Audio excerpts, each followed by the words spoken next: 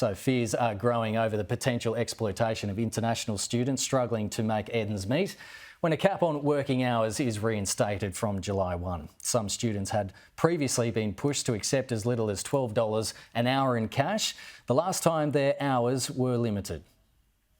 As an international student, Arit works 40 hours a week to make ends meet, but he's concerned about his future come July 1 when work restrictions are reimposed on student visa holders. The living cost is quite expensive here, yep. Before the pandemic, international students could only work a 40-hour fortnight. During that time, many were forced to take jobs paid in cash to cover their bills, even though in some cases they were paid less than the minimum wage. My friend used to get 12, like 2 years ago, before COVID.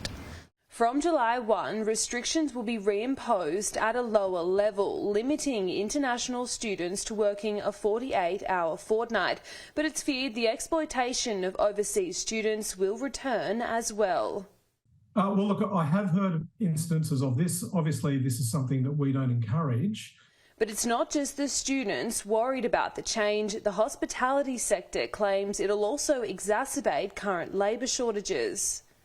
Look, it's going to have a fundamental and catastrophic impact on the sector. Yeah, it's somewhere between 5 and 10% of the workforce can be drawn from international students.